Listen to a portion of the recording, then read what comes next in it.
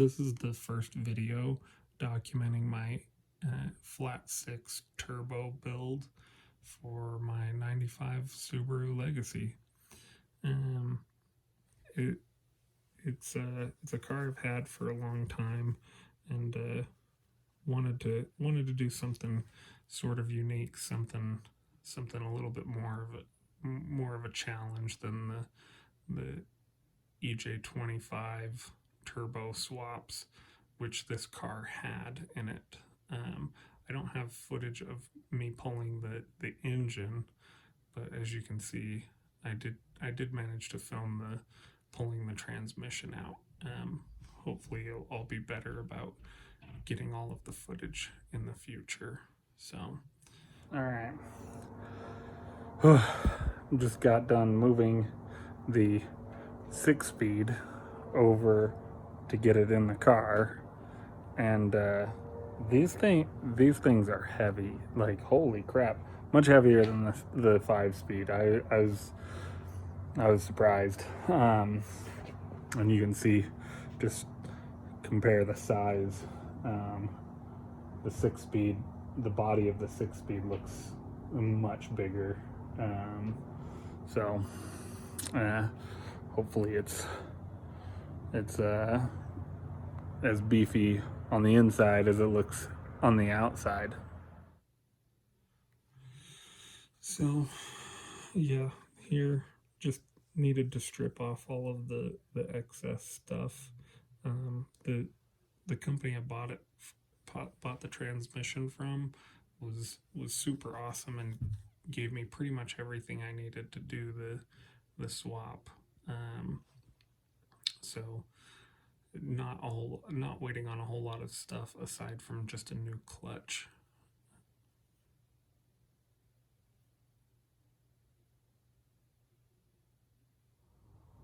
Back in the garage, day 2.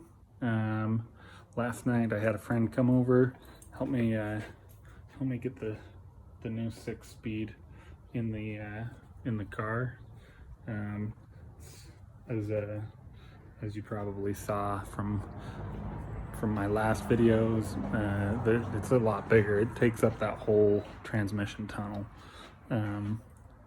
So yeah, I'm gonna get started. Hopefully get the engine in, and we can start mocking up the exhaust and whatnot. So a couple minutes ago I was in the garage, working on the project here, and the mailman brought by, I wasn't expecting it this early, but brought by the new water to air intercooler. So the plan here is I'm going to cut the intake manifold up,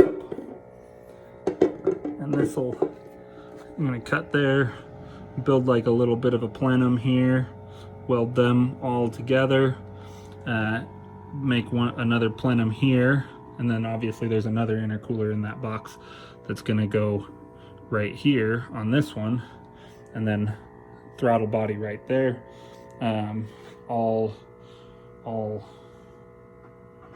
intercooling will be contained to the intake manifold, which should free up space in the front for radiator. I was thinking about running my big front mount that's in the back seat. I was thinking about doing that, but there's just really limited space up here in the front of the car. So yeah, that's the plan. Hopefully fab that up this week. So I bought a new timing belt kit and water pump, which you can see me installing here. Wherever possible, I try to use used OEM parts or cheap aftermarket parts. There's not a whole lot of stuff on this build that's going to be name brand performance parts. Most of it's going to be used used OEM junkyard stuff, or Chinese eBay, Amazon type stuff. I'll get more into some of the specifics on that stuff down the road in future videos. But you can also see here that you might notice that I didn't put a clutch on there. Right, this is just getting the engine into the car to fabricate the exhaust and the intake setup. New day, got the engine in.